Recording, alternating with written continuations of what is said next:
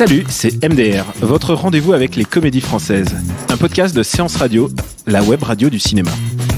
MDR, c'est un véritable laboratoire où l'on dissèque, analyse et où parfois on se bidonne devant le genre roi du cinéma français.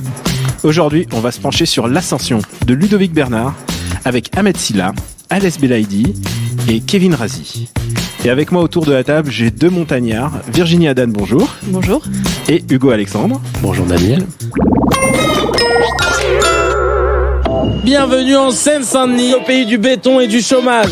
En exclusivité, le premier habitant du 9-3 à gravir l'Himalaya. Je vais marcher pendant un mois là. C'est la seule idée que t'as eue dans l'année, c'est que je vais dire je vais marcher.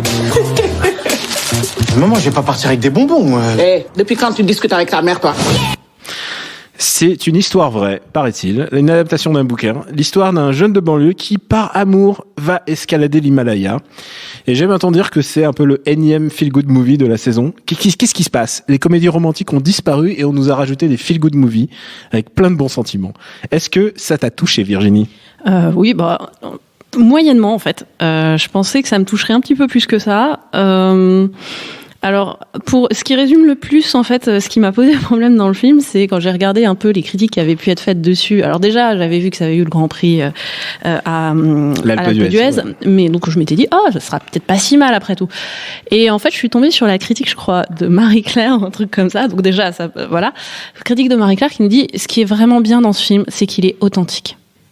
Et ensuite, la critique continue à décliner le mot authentique à tout point de vue, et ça m'a très irrité. C'est un peu l'aspect qui m'a irrité dans le film. Virginie, ce qui compte, c'est qu'il faut rester vrai. Mais c'est ça, c'est un petit côté, ça me fait penser à quand Marion Cotillard dit à Jean Dujardin, t'es vraiment une belle personne dans le film, dans Les Petits Mouchoirs de Guillaume Canet, quoi. C'est à peu près aussi irritant que ça. Ah, ça te met le mauvais feeling pendant tout le film. C'est un petit côté forceur de bons sentiments, pour reprendre le langage jeune, vu qu'après tout, on est dans un milieu de jeunes de banlieue, etc. C'est un peu forceur, quoi. Faut que tu aimes ces personnages, faut que tu trouves ça beau, sa quête, que tu trouves ça beau, les sentiments qu'il a pour cette fille, etc. Et puis quelque part c'est tous un peu des belles personnes, et c'est ça qui fait que l'humanité est belle. Ils sont tous tellement sincères, et ça se retrouve un peu dans la façon de filmer aussi, parce qu'à chaque fois j'ai l'impression que chaque plan, notamment sur Ahmed Silla, dure 1 seconde de trop, juste pour montrer qu'il a un sourire béat, ce qui lui donne un petit peu un air de ravi de la crèche. C'est un peu énervant en fait. Est-ce que ça m'a irrité. Ce sourire béat, Hugo, est-ce que ça t'a touché ? Il est très authentique en tout cas, mais non, le problème des feel-good movies, c'est que c'est une espèce de fourre-tout dans lequel on met un peu n'importe quoi. Et le problème de ce film, c'est que c'est ni vraiment une comédie, ni vraiment un drame, ni vraiment une comédie romantique. C'est à la fois tout ça et à la fois rien de tout ça. C'est une comédie romantique à distance. Ouais, c'est une comédie romantique dans laquelle il y a aucune interaction entre les deux personnages qui sont censés être ensemble à la fin. Donc et surtout ils sont ensemble quasiment dès le début, parce que dès que l'ascension démarre, Alès Belaïdi est acquise à sa cause, et la comédie romantique est terminée, quoi. Et effectivement, tout le film repose sur les épaules de la sympathie que dégage Ahmed Silla, donc qui est effectivement très authentique, très sympa, très souriant. Mais il est un peu le seul à essayer d'être drôle. Il n'y a pas vraiment de. Il n'a pas de contrepoids comique. Ouais, il y a des tentatives, mais il y a pas d'autres personnages, quoi. Il a un petit sidekick, un sympathique. Le Sherpa, c'est ça. Sherpa, ouais. Et qui a appris tout son rôle en phonétique. Et c'est pas toujours très efficace en termes de rythmique. On voit que le rythme n'est pas hyper maîtrisé. En fait, Ludovic Bernard, c'est son premier film, et il a été surtout assistant réalisateur, et surtout sur des films qui sont pas du tout des comédies. Donc beaucoup de films avec Luc Besson, notamment Lucie, The Lady. Alors il y a Malavita qui était un peu drôle, mais sans plus. Pour d'autres raisons. Il a fait aussi des productions Besson, genre Taken, et en fait j'ai regardé sa filmo. Le dernier film qu'il a fait en tant qu'assistant de réalisateur, c'est Ma vie de chat, avec Kevin Spacey et Christopher Walken, qui était une comédie mais pas très réussie.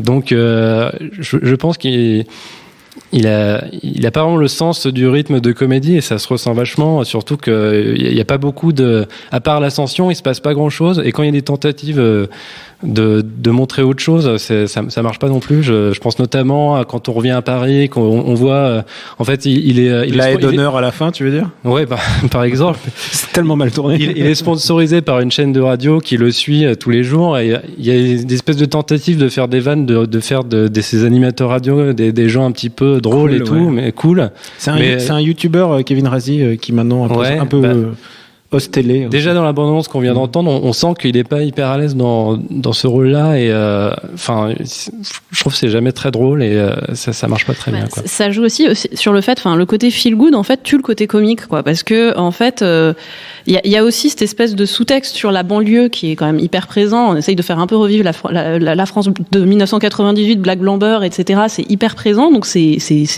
tout à leur honneur. Et c'est à la fois sympa, ouais. Et c'est très sympathique en fait. Et surtout, enfin voilà, on voit très bien ce qu'ils cherchent à faire dans le contexte actuel, etc. De montrer une France un petit peu plus variée, intégrée, ou je sais pas. Mais en tout cas, à côté de ça, du coup, il veut pas se moquer vraiment en fait. Et ils ont enlevé tous les par les jeunes. Voilà.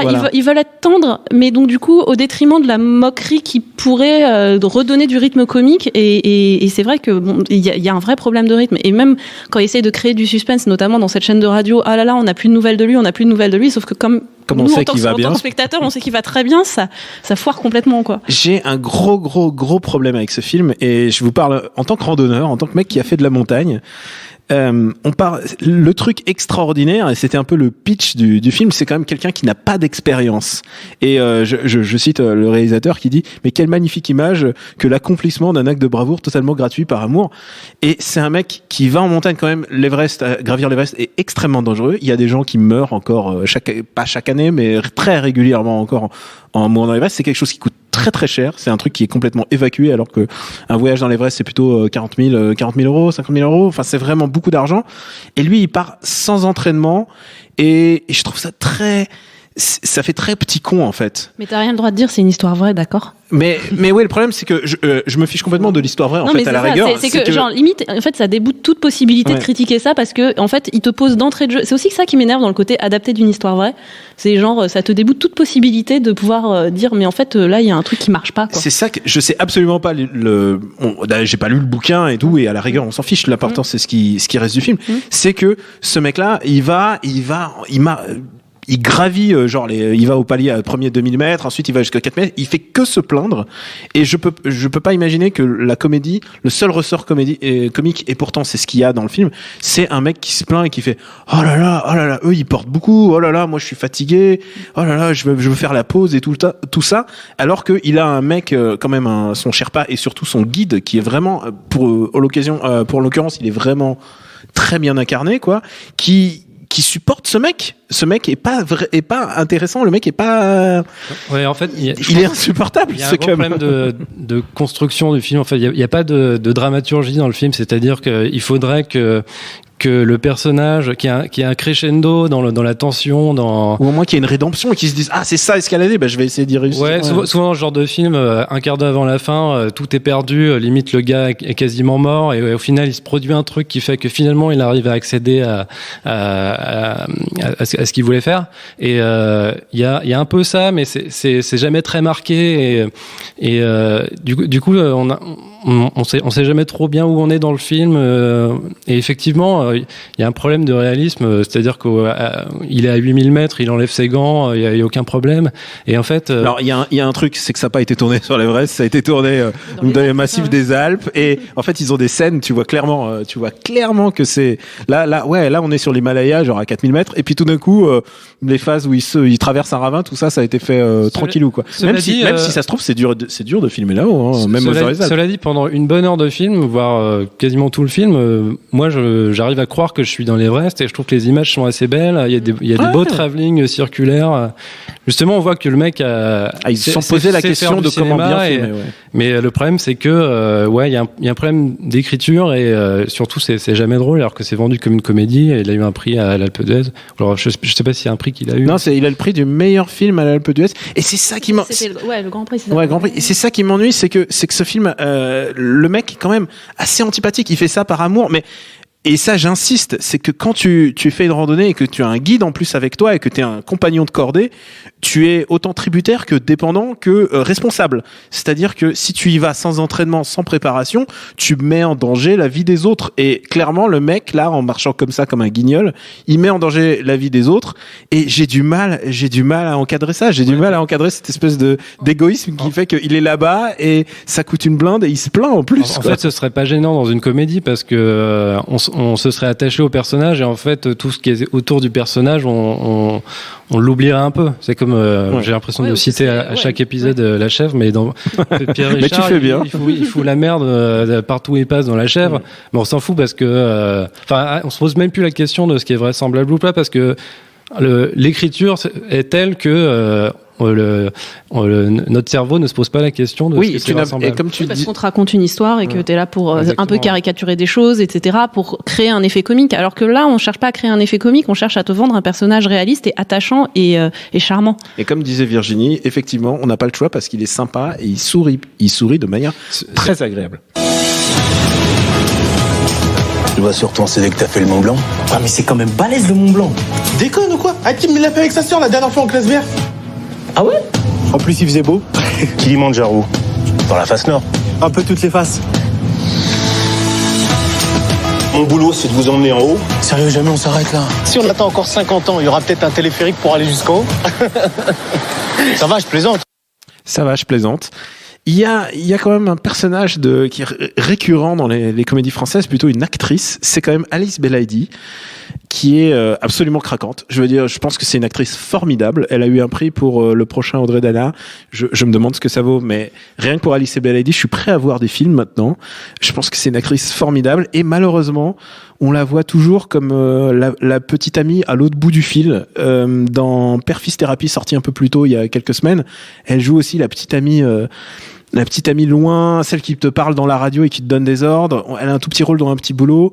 Elle fait toujours des petits rôles. C'est toujours la bonne copine. Je me demande quand est-ce qu'on verra un grand rôle pour Alice Belaïdi.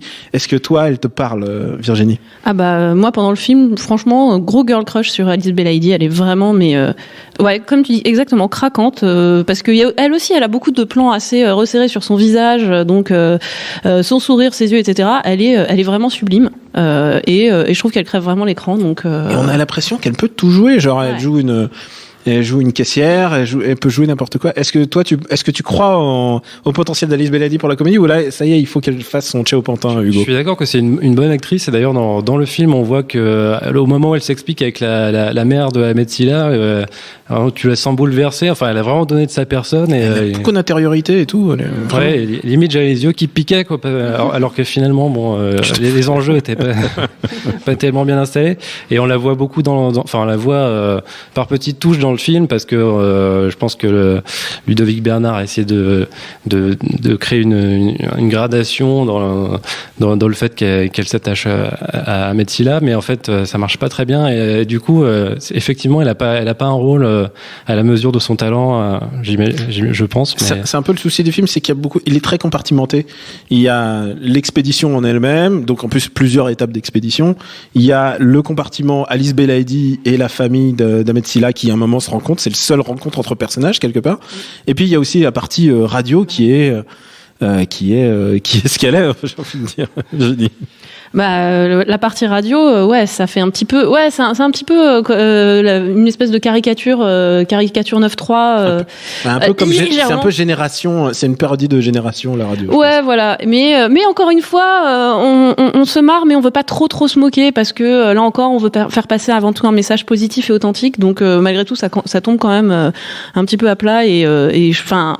Je pense que c'est un peu la partie qui essaie de donner un peu du rythme, même aussi quand il croise ses copains qui vont le déposer à la gare et qui veulent lui donner de la bœuf pour le voyage, etc. Je pense que c'était une tentative vaguement d'essayer de recréer un univers de la banlieue, mais je trouve pas super crédible en fait, et donc finalement je trouvais que ça tombait un peu à plat quand même. Moi, je pense que ça vient d'un livre d'une histoire vraie, comme on disait, et je pense que le scénario a été écrit de manière un peu calquée sur le livre. Alors je l'ai pas lu, mais j'imagine que cette multiplicité de personnages qui est un peu trop fait, découle directement du livre, et je pense que c'était important pour le mec qui a écrit le bouquin, le fait que la radio le suivait. Je suis sûr que tous les gens sont impliqués, sont gentils, voilà, adorables et tout ça. Et même dans le film. Le fait que tous ces personnages-là sont pas très drôles est sûrement dû au fait que dans le livre, il y avait des vrais liens entre les personnages qui sont pas comiques. C'est des vrais liens qui étaient importants pour l'auteur. Et le travail de la personne qui a adapté le livre, ça aurait dû être d'instiller de la comédie ou alors d'instiller une dramaturgie s'il voulait pas faire une comédie.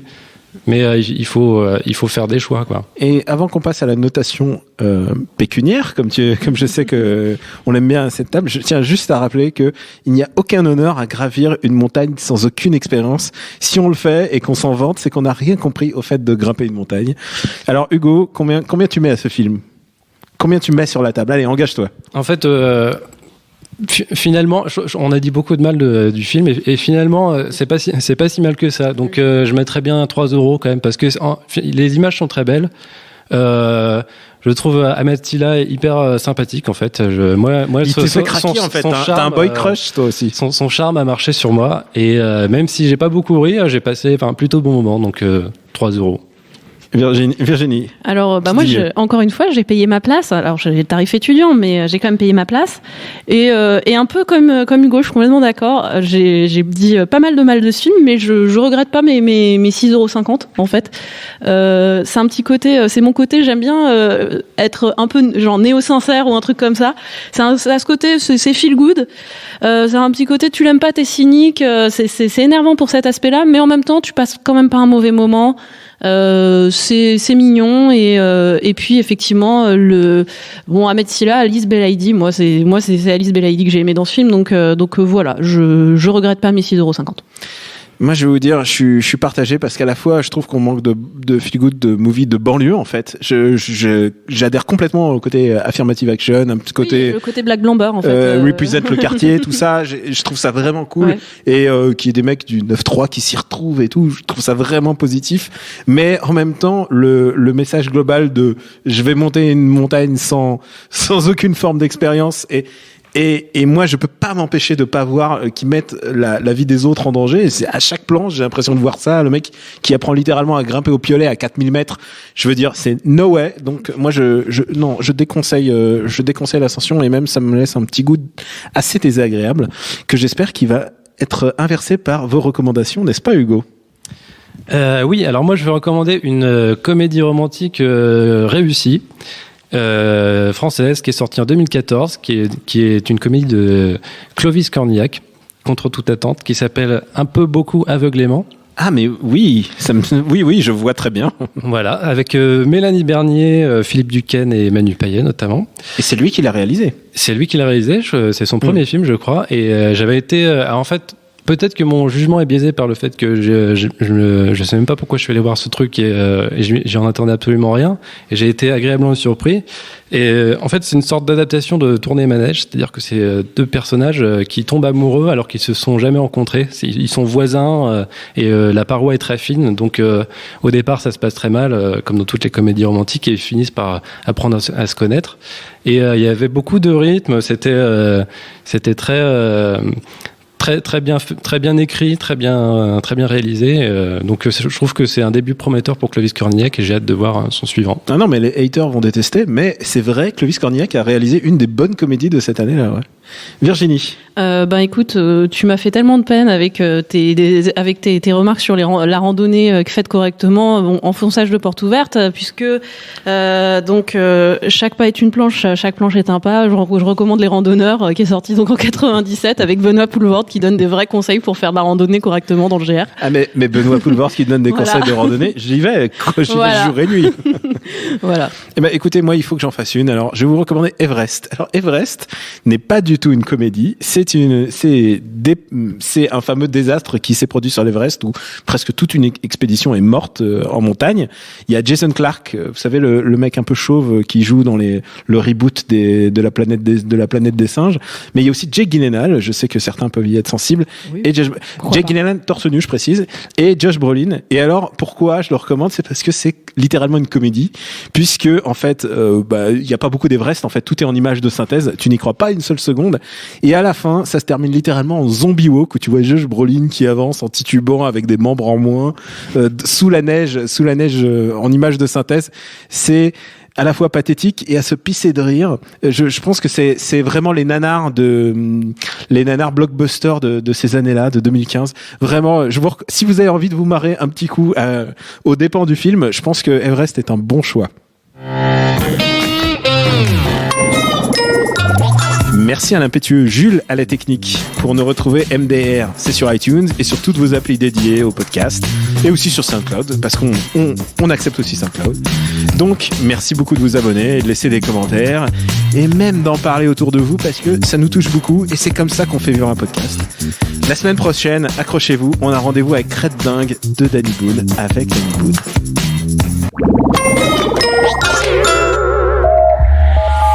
Bonjour, c'est Betty Mourao et on se retrouve tous les jours sur Séance Radio pour la séance live. L'actu ciné, le coup de cœur des blogueurs, les invités cinéma. Eh bien, le meilleur de l'émission est disponible tous les jours en podcast sur iTunes, sur SoundCloud, sur tous les autres agrégateurs et bien sûr sur le site de Séance Radio à partager à volonté.